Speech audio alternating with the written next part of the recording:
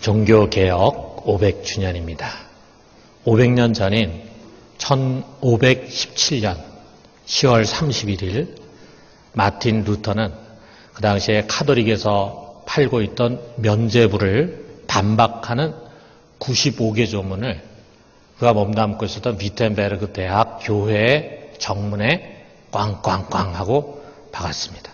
이것이 교회를 개혁할 뿐만 아니라 사회를 바꾸는 역사적인 전환점이 된 것입니다. 그 당시의 교회는요, 정말 다 허물고 리모델링 하지 않으면 안 될 만큼 병들고 썩어 있었습니다. 그래서 하나님은 루터를 통해서 새로운 교회를 일으키셨습니다. 그것이 바로 개신교입니다. 그리고 이 루터의 종교개혁은 훗날에 카톨릭을 정화시키는데도 또 결정적인 역할을 했습니다. 그러나 우리가 참 역사를 보면은 아이러니한 일들이 참 많죠.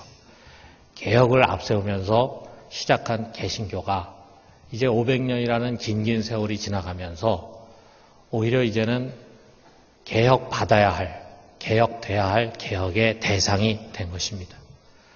물론 그 당시에 카톨릭 교회 교도들처럼 우리 개신교회들, 특별히 우리 한국의 개신교회들도 강한 자부심에 사로잡혀 있죠.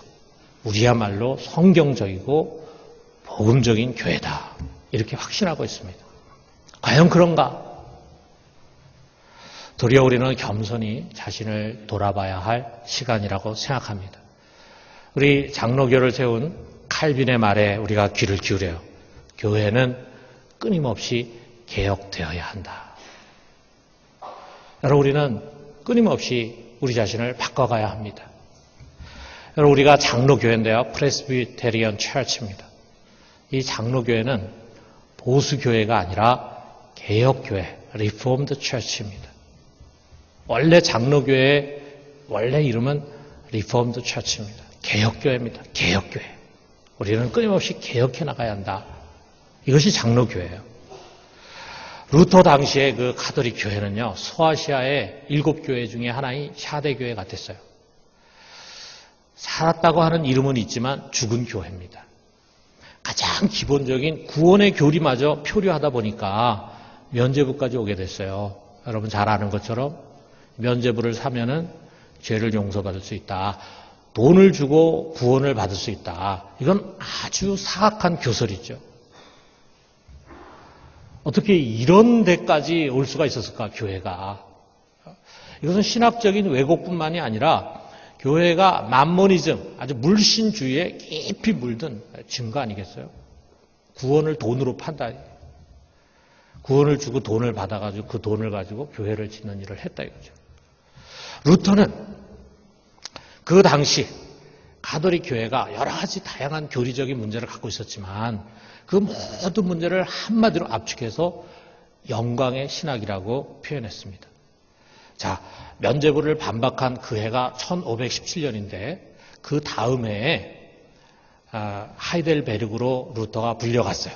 거기서 그가 한 행위에 대해서 변명할 수 있는 그런 기회가 주어졌습니다. 그랬을 때 그는 이 가톨릭 교회 신학, 중세 스콜라 신학을 영광의 신학이다. 테올로기아 글로리아라고 표현하면서 이것에 반해서 자신의 신학, 루터의 신학은 십자가 신학이다. 테올로기아 크루시스라고 이름을 붙였습니다. 영광의 신학, 그리고 그 반대편에 서 있는 십자가 신학. 자, 이것이 무엇인가? 우리가 이것을 이해하기 위해서는요, 우리 교회의 역사를 조금 생각해 볼 필요가 있습니다. 여러분, 우리가 잘 아는 것처럼 초대 예루살렘 교회가 얼마 지나지 않아서 큰 박해를 받았죠. 그 이후에 우리 교회는 항상 박해를 받는 소수의 종교였습니다. 처음에 유대인들에게 박해받았고 또 지역에 있는 이방인들에게 박해를 받았어요. 그러다가 네로 황제 때부터는 아주 국가적인 차원에서 전국적으로 박해가 이루어졌습니다. 그 박해라고 하는 것이 짧으면 몇 년이지만 길 때는 몇십 년을 갔습니다. 전체적으로 약 300년이라고 하는 시간이 우리 기독교인들에게는 박해와 고난의 시간이었어요. 자, 이 시기에 참 우리 그리스도인들이 얼마나 어렵게 살았는가라고 하는 것을 보여주는 그런 이야기들이 많이 있죠. 그중에 이들이 이 박해를 피해서 가바도기아라고 하는 곳에 있는 동굴에서 살았습니다. 그것에 뭐 잠깐 여행을 가지고 하루 이틀 있는 그런 것이 아니라 거기서 때로는 몇십 년도 살았다 이거예요. 또 여기에 로마에 있는 카타콤입니다. 지하 묘지인데 그 로마에 있는 카타콤 지하 묘지에 그곳에서 살았어요. 여기 지금 이렇게 침실같이 꾸며놓고 사는 곳인데 지하에 얼마나 축축하고 힘들었겠어요. 뭐 하루 이틀 사는 것도 어려운데 여기서 10년, 20년을 살았다 이거죠. 여러분 우리가 그 당시에 그들이 처했던 삶을 어렵지 않게 상상할 수 있지 않습니까? 궁핍과 가난이라고 하는 것은 당연한 거고요. 가정에서 쫓겨나기도 하고 직장에서나 또는 사회에서 소외되는 등 수많은 억울한 일들을 그들은 감수해야 했습니다. 옥에 갇히기도 하고 고문을 당하기도 하고 심지어는 화형을 당하기도 했습니다. 왜? 다른 무엇 때문이 아니에요. 우리가 지금 믿고 있는 그 예수를 믿고 있다는 그 이유 때문이었어요. 여러분 그 당시에 그런 박해와 고난 가운데 있었던 교회의 성도들이 추구한 신앙은 지금 우리가 추구하는 신앙과 똑같았을까? 예수를 잘 믿고 열심히 믿으면 잘 살고 막힌 벽이 뚫리면서 형통한 길이 주어진다. 그런 믿음을 갖고 있었을까? 예수를 믿고 구원받고 영생을 얻으면서 동시에 이 세상에서도 좀 편안하고 유복하게 사는 그런 것을 기대하는 믿음을 갖고 있었을까? 아마도 그런 믿음을 갖고 있었던 사람들은 이미 박해 초기에 일찌감치 교회를 떠났을 것입니다. 그들의 소망은 이 세상에 있는 것이 아니었습니다. 그들이 누리고 싶은 영광은 이 땅에서의 영광이 아니었어요. 부활의 영광이었습니다. 그리고 그 부활의 영광을 얻기 위해서는 이 세상에서 마땅히 이런 고난을 받아야 된다. 라고 생각했다 이거예요. 왜 우리가 이런 고난을 당해야 될까? 이렇게 의구심을 갖는 것이 아니라 마땅히 우리가 이런 고난을 겪어야 한다. 이렇게 생각했다고요. 이것이 바로 루터가 말하는 십자가 신학입니다. 초대교회는 십자가 신학의 교회였어요. 이 소망이 너무나 강렬했기 때문에 그들은 어떤 경우라도 신앙을 포기하지 않았습니다. 때리면은 맞고 뺐으면 빼앗기고 붙잡이면 붙잡히고 죽이면 말없이 순교의 자리로 나아갔어요. 저항하지 않았어요. 미워하지 않았어요. 바로 이 신앙, 고난 중에서도 예수를 사랑하고 영원한 영광을 소망하는 이 신앙, 아니 고난을 당연한 것으로 여기면서 묵묵히 감수하는 이 신앙이 주위 사람들에게 오히려 깊은 도전을 주었습니다. 그들은 물었죠. 도대체 당신들 속에 있는 그 소망의 비밀이 뭔가, 소망의 이유가 뭔가? 라고 물었을 때 그들은 확신을 가지고 바로 예수 때문이다. 예수를 증거했습니다. 그들이 예수를 잘 믿어서 세상의 영광을 갖는 모습 보고 부러워하면서 나도 저 종교를 가지면은 저렇게 잘 살 수 있겠지. 이런 기대를 가지고 사람들이 교회로 오는 것이 아니라 정말 자기보다 더 형편없이 고난 중에 사는데도 불구하고 그들 속에 있었던 그 기쁨, 그 소망, 그것이 그들에게 도전이 된 것입니다. 그것이 그들을 교회로 이끄는 힘이 된 것입니다. 그래서 사람들이 점차로 교회에 모였고 로마 제국은 점점 약해졌어요. 그런 가운데 마침내 313년에 밀라노 칙령이 있었습니다. 그것을 통해서 이제 기독교는 로마 제국 안에서 공인된 종교가 됐어요. 이제는 마음껏 신앙생활을 할 수 있게 됐습니다. 그래서 그동안엔 지하에 숨어가지고 몰래 예배드렸는데 이제는 지상으로 올라왔어요. 그래서 건물도 짓고 예배당도 지었습니다. 그러면서 이 기독교는 매우 빠른 속도로 성장했습니다. 뭐 배가 정도가 아니에요. 어느 지역에서는 뭐 한꺼번에 막 집단적으로 사람들이 교회 안으로 몰려왔어요. 그러면서 이 밀라노 칙령이 있은 지 채 100년도 되기 전에 기독교는 로마의 국교가 됐습니다. 대다수가 이제는 기독교를 믿는 사람들이 됐다 이거죠. 자, 그러다 보니까 이 교회의 모습도 달라지기 시작했어요. 교회는 더 이상 힘 없는 사람들의 모임이 아닙니다. 신앙을 지키기 위해서 고난과 순교를 각오할 필요가 없어요. 아니, 오히려 그 반대예요. 이제는 신앙을 갖지 않으면 살기 힘든 사회가 됐어요. 로마 제국 후기와 그 다음에 유럽으로 넘어가면서 서서히 이제는 교회를 다니지 않으면, 기독교 신앙을 갖고 있지 않으면은 박해를 받거나 쫓겨나는 그런 사회가 됐습니다. 자, 시민의 대다수가 이제 교인이 되니까 교회는 자기도 모르는 사이에 굉장히 힘이 있는 그런 기관이 됐어요. 자, 이 밀라노의 감독 암브로시우스의 사진인데, 이 암브로시우스 때 황제가 누구였냐면 데오도시우스 황제입니다. 자, 그런데 이 데오도시우스 황제가 자기가 세운 장교 한 사람을 죽였다는 이유로 데살로니가에 있는 양민 7,000명을 학살을 했습니다.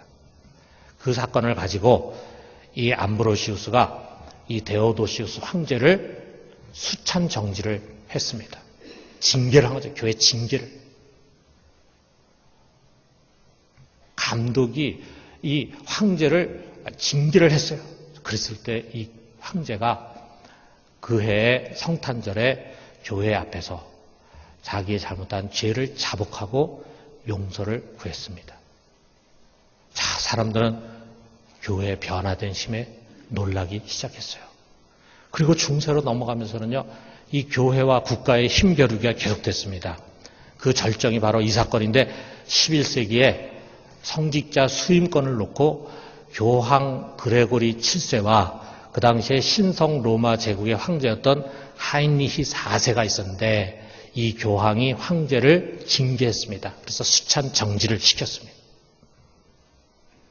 그 당시에는 수찬 정지라는 게 굉장히 무서운 징계였던 것 같아요.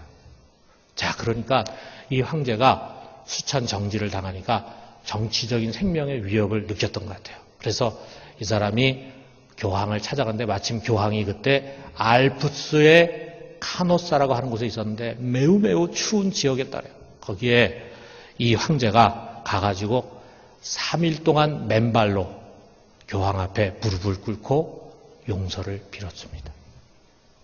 야, 교회의 힘이 대단한 거죠. 세상에 최고의 권력을 가진 황제가 교황 앞에 맨발로 무릎을 꿇고 용서를 빌었다 이거예요. 교회는 이처럼 세상에서 힘을 갖고 지배하는 것을 세상에 대한 하나님 나라의 승리라고 생각을 했어요. 정말 기독교는 힘과 권력과 부를 누리는 종교가 됐습니다. 교회는 수많은 땅을 소유했어요. 자기네 교회 정도 신앙생활 하는데 필요한 그런 땅이 아니라 굉장히 넓은 땅을 소유하고 심지어는 그 땅에서 소작을 주기도 했어요. 또 심지어는 비숍, 그 당시 비숍이니까 뭐 지금으로 치면 노회장 같은 사람이죠. 그런 사람들이 군대를 거느리기도 했습니다. 교회가 군대를 갖고 있어요. 평민들은 신학교를 나와서 사제가 되는 것이 출세의 첫 경으로 간주가 됐어요. 귀족이 아닌 평민들이 좀 권력을 가지고 떵떵거리면서 살 수 있는 가장 좋은 길이 바로 신학교 가서 사제가 되는 길이었어요. 교회는 세상 영광으로 옷 입었습니다. 결국 가톨릭 교회가 추구하는 신학은요, 영광의 신학이 되고 말았어요. 그 영광이라는 것은 영적인 것으로 교묘하게 포장됐지만 결국은 세상 영광이었습니다. 하나님은 영광 가운데 계시는 분이라고 가르쳤어요. 그렇기 때문에 그의 집은 가장 영광스러워야 된다. 그래서 많은 돈을 들여서 곳곳에 웅장하고 화려한 교회를 짓습니다. 면죄부를 팔았던 것도 바로 이 휘황찬란한 베드로 성당을 짓기 위해서요. 이렇게 아름답고 이렇게 웅장한 성당을 지으려고 하다 보니까 돈이 필요해. 그래서 어떻게 하면 돈을 좀 긁어먹을 수 있을까 생각하다가 나온 게 면죄부였다 이거예요. 교회가 이러니까 당연히 그 교회 뒤를 따라서 교인, 개개인도 마찬가지였습니다. 더 많은 재물, 더 많은 힘과 권력을 갖고 세상에서 남부럽지 않게 사는 것이 하나님의 축복이라고 생각을 했어요. 세상 영광을 지향하는 신앙, 그것은 자기 중심적이 될 수밖에 없습니다. 항상 자기에게 주목합니다. 자기 육신을 자랑하죠. 자기 가진 것을 자랑하죠. 자기의 선행과 의를 신뢰하면서 자기 공덕을 쌓아가요. 그리고 그것이 구원의 중요한 조건이 되는 것입니다. 루터는 이것을 직시했어요. 왜 교회가 이런 면죄부를 팔고 왜 교인들이 이런 면죄부를 사는가? 바로 오랫동안 계속된 이 영광의 신학이 오늘날 이런 비성경적이고 비기독교적인 현상을 만들어낸 것이다. 정확하게 진단한 것입니다. 그러면서 루터는 이제 교회는 성경이 가르치는 십자가 신학으로 돌아가야 한다. 이렇게 말했어요. 십자가 신학. 여러분, 그것은 철저히 자기를 부인하는 신앙입니다. 나 자신 중요하지 않다 이거예요. 나의 노력, 나의 선행, 나의 공덕 이런 것이 내 죄를 없이하고 나를 구원할 수 없습니다. 나의 성공, 나의 재물, 나의 평안 그것이 내 신앙을 보증하지 못합니다. 내가 하는 일이 잘 되고 내가 남부럽지 않게 산다고 해서 내 신앙이 좋은 거 아니라 이거예요. 오직 예수 그리스도 십자가에 못 박히신 하나님의 아들만이 우리가 주목해야 할 분이에요. 그에게는 하나님의 의, 곧 은혜로 주실 구원의 선물이 있습니다.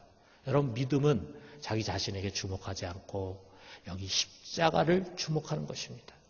우리의 구원의 근거가 전혀 우리 자신에게 있지 않고 전적으로 그분의 공로에 있는 것입니다. 그래서 의인은 어떻게 살 수 있는가? 오직 믿음으로 말미암아 살리라. 이 신칭이 이것이 바로 십자가 신학에서 나온 루터의 가장 중요한 신학이었어요. 이 신칭의는 선한 행위라든지 삶을 무시하는 신학 그런 것이 아닙니다. 오직 십자가 안에 있는 하나님의 은혜만을 주목하게 하는 거예요. 그 앞에서 나라고 하는 거 이거 아무 의미 없다 이거예요. 내 지식, 내 선행, 내 성공, 내 외모 아무 의미가 없습니다. 나라고 하는 존재가 설 자리가 없어요. 나는 그저 하나님의 은혜로 구원받아야 할 죄인일 뿐이에요. 왕뿐만이 아니라 저 밑에 평민에 이르기까지 다 똑같습니다. 하나님 앞에서 우리는 오직 하나님의 은혜로만이 구원받을 수 있고 하나님의 은혜로만이 죄 씻음 받을 수 있는 죄인이라고 하는 거 이것은 누구나 다 똑같다 이거죠. 여러분, 예수를 믿으면서도 여전히 내가 중요하고 내 의가 살아있는 것은요, 우리도 모르는 사이 십자가 신학에서 우리가 영광의 신학을 쫓아왔기 때문입니다. 우리가 외모를 자랑하고 자식을 자랑하고 명품을 자랑하고 자기가 갖고 있는 재물을 자랑하고 자기가 지금까지 이룬 업적을 자랑하면서 자기가 그렇게 중요한 이유는 우리가 신앙생활을 하면서 십자가 은혜를 잃어버렸기 때문이에요. 아울러 십자가 신학은 이것입니다. 하나님은 영광 가운데 계신 것이 아니라 고난 속에 계신 분이다 라고 하는 거예요. 여러분, 하나님 보내신 그 아들 우리 주 예수 그리스도는 육신으로 이 땅에 오실 때 영광을 받기 위해서 오신 것이 아닙니다. 그는 고난을 받기 위해서 오셨어요. 그의 태어남부터 그의 죽기까지의 모든 삶의 과정은요, 고난의 연속입니다. 그는 그런 고난을 당하기 위해서 오셨고 그렇기 때문에 고난을 당하는 자들의 친구로 그들 가까이 계셨어요. 그러므로 고난은 저주가 아닙니다. 고난은 그리스도를 따르는 자라면 누구든지 짊어져야 할 십자가입니다. 여러분, 제자의 길은 바로 고난의 길입니다. 여러분, 오늘 우리가 읽은 이 성경은요, 영광과 고난의 의미를 정확하게 가르쳐주는 말씀이에요. 우리는 영광 가운데서 부르심을 받았어요. 어떤 영광입니까? 하나님의 자녀의 영광입니다. 여기 16절에 보니까 성령이 친히 우리의 영과 더불어 우리가 하나님의 자녀인 것을 증언하시나니, 우리 안에 오신 성령께서 우리에게 꼭 가르쳐 주려고 하는 것은 뭐냐면 너는 이제 하나님의 자녀다, 하나님의 아들, 하나님의 딸이다라고 하는 것을 끊임없이 증언해 주십니다. 여러분, 이게 얼마나 영광스러운 자리입니까? 이 세상에 있는 모든 피조물은 아직 죄로부터 속량되지 못해 죄 아래에 있어요. 그렇기 때문에 그들은 죄로부터 해방된 하나님의 자녀들을 부러워합니다. 여러분, 우리가 그리스도인이 된다는 것은요, 그냥 교회에 나오는 교인이 된다는 것이 아닙니다. 이미 하나님 앞에서 가장 존귀한 자로 최고의 영광의 자리에 앉아 있는 것입니다. 이것이 바로 하나님께서 여러분과 저에게 주신 최고의 축복입니다. 아울러서 하나님의 자녀된 사람들에게는요, 미래의 영광이 약속이 되어 있습니다. 여러분, 우리가 받은 영광이 이것으로 끝이 아니에요. 여기 17절 상반절에 보니까 자녀이면 또한 상속자, 곧 하나님의 상속자요. 그리스도와 함께한 상속자니 그랬어요. 먼 미래, 언제가 될지 모르지만, 그러나 여러분과 저에게는요, 하나님으로부터 유산을 상속받는 영광이 기다리고 있습니다. 그런데 우리가 그것이 보통 상속자가 아니라 이거예요. 여기에 뭐라 그랬냐면 하나님의 상속자요 그리스도와 함께한 상속자니 그랬어요. 그리스도와 같은 수준의 상속자다.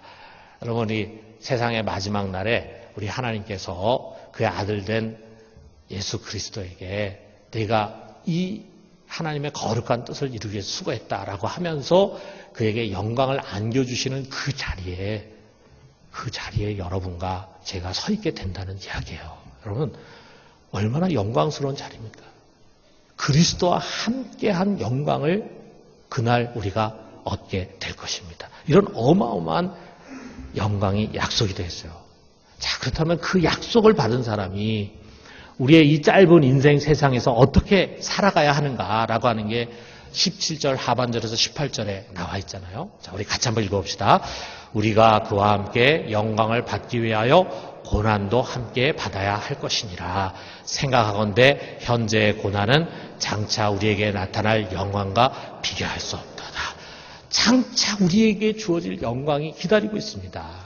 그런데 그 영광을 우리가 받기 위해서는요, 이 세상에서 그리스도와 함께 고난을 받아야 돼요.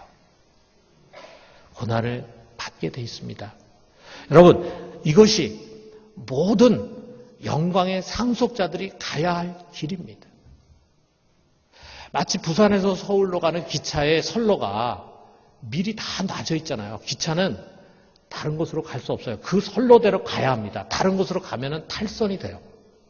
이미 놓여진 길로 가야 되는데 여러분과 저에게 하나님의 자녀가 되고 장차 영원한 영광을 얻게 될 여러분과 내 앞에 놓여 있는 그 선로는요, 영광의 선로가 아닙니다.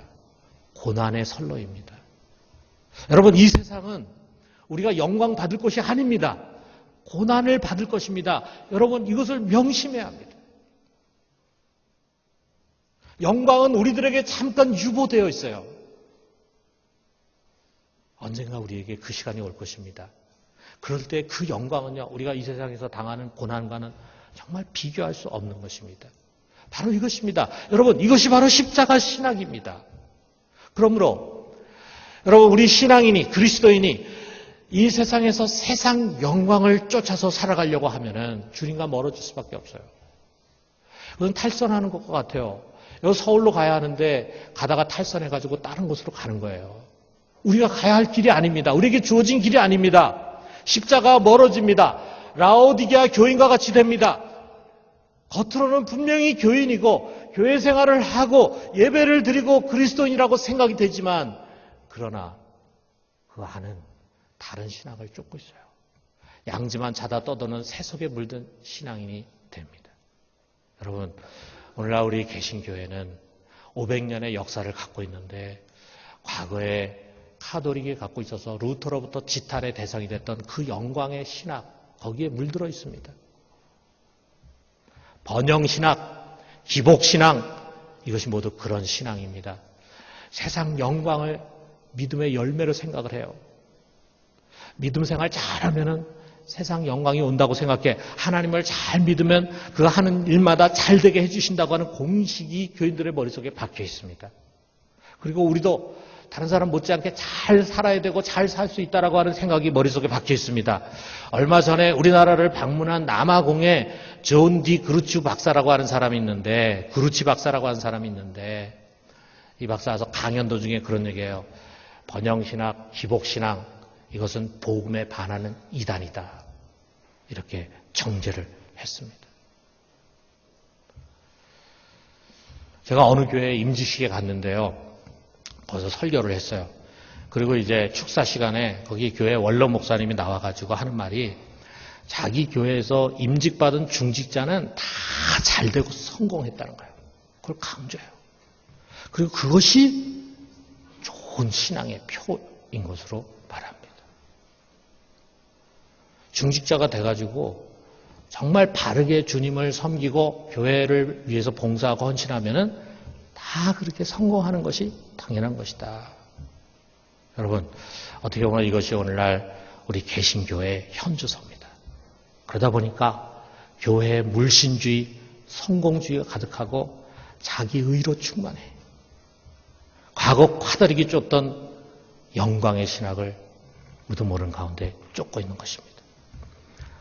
교회가 우리 사회 속에서 영향력 있는 다수가 되다 보니까 옛날 카톨릭이 정치가 된 것처럼 우리도 정치 권력화 되고 있어요.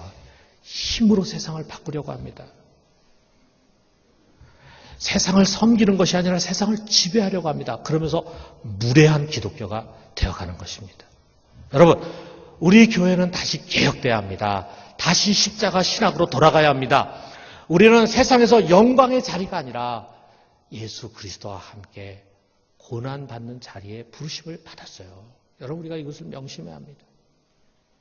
여러분, 우리가 편안하게 아무 문제 없이 살아가는 삶이 축복된 삶이 아닙니다. 하는 일마다 잘 되고 아무 고난 없이 세상 영광으로 둘러싸인 삶이 성공하는 삶이 아닙니다. 먼 훗날에 우리가 죽음을 앞두고 우리의 인생을 돌아보면서 나는 평생에 큰 어려움이 없이 형통한 길을 걸으면서 편안히 살았다라고 말하면은 그것을 듣는 사람들은 부러워할지 모르지만 주님은 칭찬하지 않습니다. 어쩌면 그 다음 세상에서 그분과 함께 영광의 자리에 서는 것을 거절당할지 몰라요. 여러분, 우리가 아침에 일어나서 그날 하루를 위해서 기도할 때 주님, 오늘 하루 아무 문제 없이 편안하게 살게 해주십시오. 이것은 우리가 드릴 기도가 아닙니다. 우리가 드릴 기도가 무엇입니까? 하나님의 이름이 거룩히 여김을 받으시고 하나님의 나라가 임하시고 하나님의 뜻이 오늘 저를 통해서 이루어지기를 원합니다. 이것이 우리가 드려야 할 기도입니다. 그리고 오늘 하루 그것이 이루어지기를 위해서 수고와 고난을 감당하면서, 아니 기꺼이 고난을 자취하면서 살려고 하는 것, 이것이 십자가 신앙입니다. 디모데후서 1장 8절에 바울이 디모데에게 그 자리로 그의 사랑하는 영적인 아들 디모데를 초청합니다. 너는 오직 하나님의 능력을 따라 복음과 함께 고난을 받으라.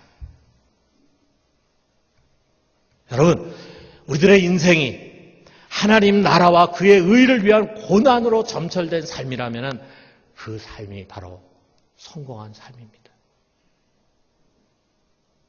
우리가 마지막 이 세상을 하직할 때 주위에 있는 사람들에게 내가 참 험악한 삶을 살았다.